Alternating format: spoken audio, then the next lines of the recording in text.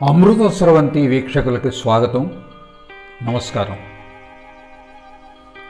శ్రీరామకృష్ణ వారు బలరాం బోస్ ఇంట్లో భక్తులతో సంభాషిస్తూ కూర్చున్నారు.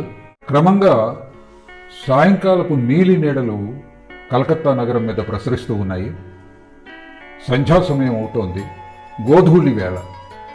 నగరంలో రణగణోధ్వనులన్నీ కూడా సద్దుమణిగాయి. భక్తులైన వారందరూ కూడా దేవాలయాల్లోని శంఖనాదాలు ఘంటనాదాలు విని భగవంతుణ్ణి ధ్యానించడంలో మునిగిపోయారు. శ్రీరామకృష్ణ వారికి ఇలాంటి సంధ్యా సమయంలో భావసమాధి కలగడం తరచుగా జరుగుతూ ఉంటుంది. ఆయన భావసమాధిని పొంది జగజ్జనని నామాన్ని స్మరిస్తున్నారు. ఆమెని ఇలా వేడుకుంటున్నారు. అమ్మా, శరణాగతోహం శరణాగతోహం. అమ్మా, నాకు పేరు ప్రతిష్టలు వద్దు, అష్టసిద్ధులు వద్దు, లౌకిక సౌఖ్యాలు సుఖభోగాలు వద్దు. కేవలం నీ పాదపద్మాల మీద భక్తి కలిగేటట్లు అనుగ్రహించు తల్లి. నేను భక్తిహీనుణ్ణి, జ్ఞానహీనుణ్ణి, సాధనాహీనుణ్ణి.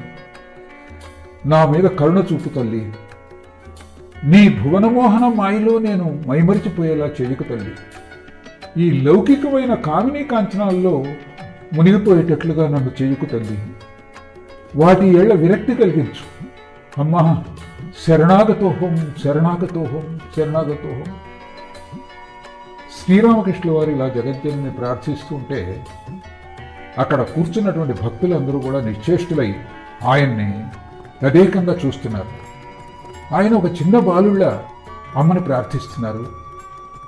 ఆయన యొక్క కంఠం చాలా ఆర్ద్రంగా ఉంది. ఇలా రామకృష్ణ వారు అమ్మని ఎందుకు ప్రార్థిస్తున్నారు?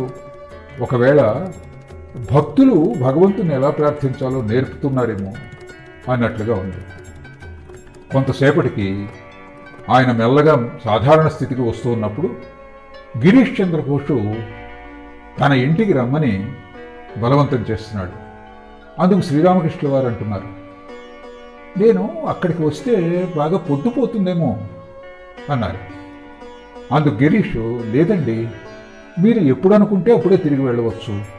నేను కూడా థియేటర్కి వెళ్ళాలి, అక్కడ ఒక సమస్య పరిష్కరించవలసింది ఉంది అన్నాడు గిరీష్.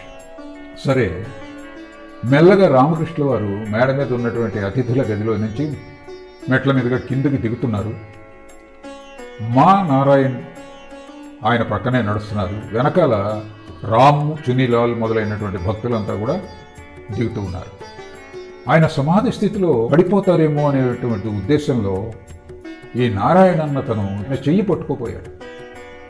అందుకు శ్రీరామకృష్ణ వారు చాలా ఆప్యాయంగా నారాయణతో ఇలా అన్నారు, చూడు, నువ్వు అలా నా చెయ్యి పట్టుకుని నడిపిస్తే నేనేదో బాగా మత్తులో ఉన్నాను అనుకుంటారు.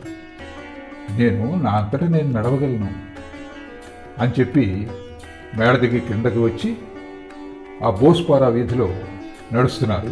అడుగులు వడివడిగా పడుతున్నాయి. గిరీష్ ఇల్లు అక్కడికి దగ్గరలోనే ఉంది. నడిచే గిరీష్ ఇంటికి బయలుదేరారు. తర్వాత వేగంగా నడుస్తున్నారు. ఆయనతో పాటు భక్తులు నడవలేకపోతున్నారు. ఆ బోస్పారా కూడలి దాకా కూడా నడిచి వచ్చారు. కొంత దూరం వెళ్ళిన తర్వాత నరేంద్రుడు కనిపించాడు. నరేంద్రుడు వచ్చాడు, ఎదురు వచ్చి నమస్కరించాడు. సాధారణ స్థితిలో నరేంద్రుడు కనిపించగానే ఆహా, నరేంద్రుడు నరేంద్రుడు అని చెప్పి ఎంతో ఆనందపడిపోయేటటువంటి శ్రీరామకృష్ణ వారు నరేంద్రుడిని అసలు గమనించినట్లే లేదు. అలా బోస్పారా కూడలు దాటి గిరీష్ వీధిలోకి ఎంటర్ అయిన తర్వాత అప్పుడు నరేంద్రుడితో, నాయనా, బాగున్నావు కదా, ఇందాక నేను నీతో మాట్లాడలేకపోయాను అన్నారు. అక్కడి నుంచి గిరీష్ ఇంటి దగ్గరికి చేరుకున్నారు. అంతకు ముందే వెళ్ళినటువంటి గిరీష్ వాకిలి దగ్గర ఎదురు చూస్తూ నుంచున్నాడు. శ్రీరామకృష్ణ వారు గిరీష్ ఇంటికి రాగానే సాష్టాంగ నమస్కారం చేశాడు. ఎంతకీ లేవటం లేదు గిరీష్. నాయనా లే అని గిరీష్తో అన్నారు. గిరీష్ ఆయన పాదధూళి స్వీకరించి లేచి మెల్లగా ఆయన్ని, మిగిలిన భక్తుల్ని మేడ మీద ఉన్నటువంటి అతిథుల గదిలోకి తీసుకువెళ్ళాడు. అక్కడ ఆయన్ని ఆశీనులను చేద్దామనుకుంటే ఆ పక్కనే ఒక వార్తాపత్రిక పడి ఉంది. దాన్ని చూసి శ్రీరామకృష్ణ వారు కొంచెం చిరాగ్గా దాన్ని అక్కడి నుంచి తీసివేయమన్నారు. ఎందుకంటే వార్తాపత్రికల్లో పరస్పర దోషములు, నీచమైన విషయాలు, పనికిరాని లౌకిక విషయాలు ఉంటాయి, అంచేత అది అపవిత్రమైంది అని చెప్పి శ్రీరామకృష్ణుల వారి భావన. ఆ పత్రిక తీసివేసిన తర్వాత ఆయన అక్కడ కూర్చున్నారు. భక్తులందరూ కూడా ఆయనకి చాలా సమీపంగా కూర్చున్నారు. ఆయన బోధామృతాన్ని రోలాలి అనేటటువంటి ఉద్దేశంతో ఆయనకి అందరూ కూడా చాలా సమీపంగా కూర్చున్నారు. భగవంతుడు మానవ రూపంలో అవతరిస్తాడు అన్న విషయాన్ని నరేంద్రుడు ఒప్పుకోడు. అదే గిరీష్కి అవతారం ఎడల ఎనలేని విశ్వాసం ఉంది. వారిద్దరివి రెండు విభిన్న దృక్పథాలు. వారిద్దరూ దీని విషయంలో చర్చించుకుంటే ఆంగ్లంలో మాట్లాడితే వినాలని కుతూహలపడుతున్నారు. అంచేత గిరీష్తో ఇలా అన్నారు, మీరిద్దరూ ఆంగ్లంలో చర్చించుకోండి, నాకు వినాలనుంది అన్నారు. చర్చ ప్రారంభమైంది. వంగ భాషలోనే సాగుతోంది. మధ్య మధ్య ఆంగ్ల పదాలు దొరుకుతున్నాయి. నరేంద్రుడు ఇలా అన్నాడు, భగవంతుడు అన్నిటా నెలకొని ఉన్నాడు, అందరిలోనూ ఉన్నాడు. ఆయన అనంతుడు. ఆయన్ని ఎవరు అర్థం చేసుకోగలరు? అయినప్పుడు భగవంతుడు ఒక వ్యక్తిలో అవతార రూపంలో ఉద్భవిస్తాడనే దాన్ని మనం ఎలా అంగీకరించడం అన్నాడు గిరీష్తో. ఇది విని శ్రీరామకృష్ణుల వారు ఇలా అన్నారు, నేను నరేంద్రుడి మాటలతో ఏకీభవిస్తాను, కానీ ఒక్క విషయం గుర్తుంచుకోవాలి, భగవంతుడు అందరిలోనూ ఉన్నాడు, కానీ ఆయన శక్తి వ్యక్తీకరణలో తారతమ్యం ఉంటుంది. కొన్ని చోట్ల అవిద్యాశక్తిగా ఉంటాడు, కొన్ని చోట్ల విద్యాశక్తిగా ఉంటాడు. కొందరిలో ఆయన ప్రకాశం ఎక్కువగా ఉంటుంది, కొందరిలో తక్కువగా ఉంటుంది. అంచేత మానవులందరూ సమానం కాదు. అవతార పురుషుల్లో ఆయన యొక్క శక్తి వ్యక్తీకరణ ఎక్కువగా ఉంటుంది అని చెప్పారు శ్రీరామకృష్ణుడు. ఇది విని రామ్, ఈ వాదనలన్నీ అనవసరమైనవే కదండి అన్నాడు. అందుకు శ్రీరామకృష్ణుడు తీక్షణంగా, ఇవి అనవసరమైనవేమిటి, వీటిలో చాలా అంతరార్థం ఉంది అన్నారు.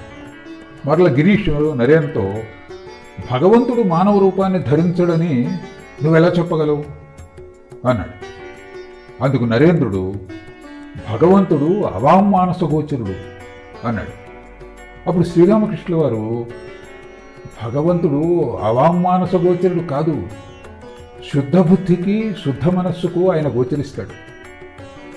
మనస్సు బుద్ధి శుద్ధమైనప్పుడు అదే శుద్ధ ఆత్మ, అందులో భగవంతుడు ప్రకాశిస్తాడు. శుద్ధ బుద్ధి శుద్ధ ఆత్మ రెండు ఒక్కటే.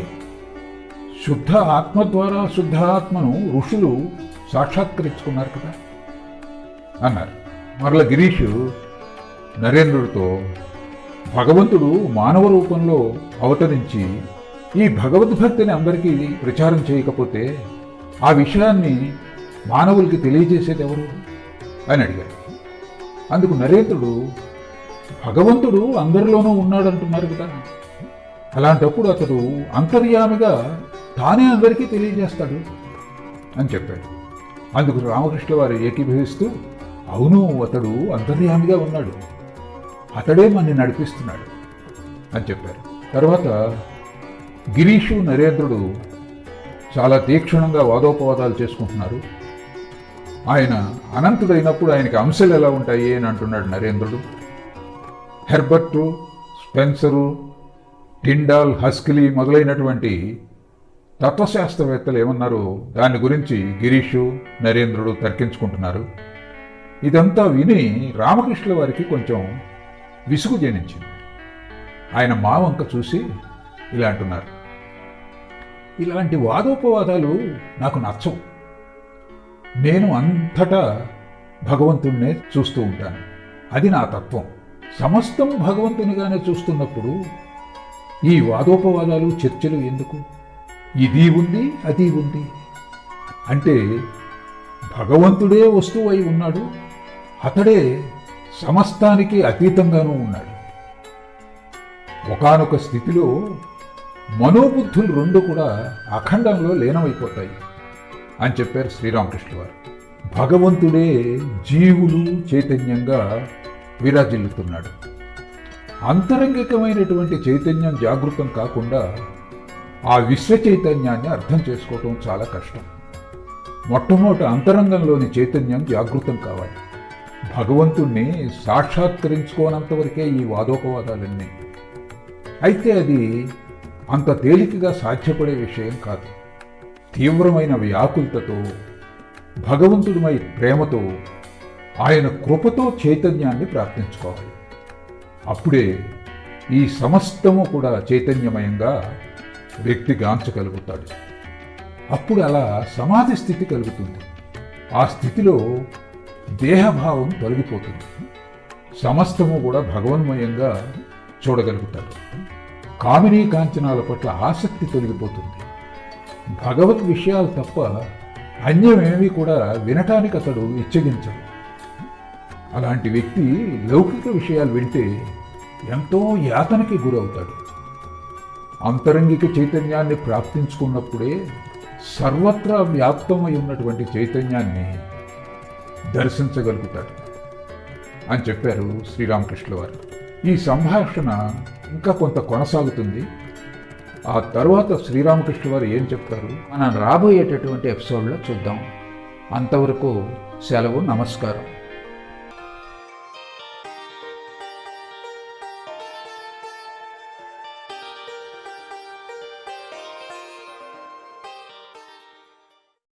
thank you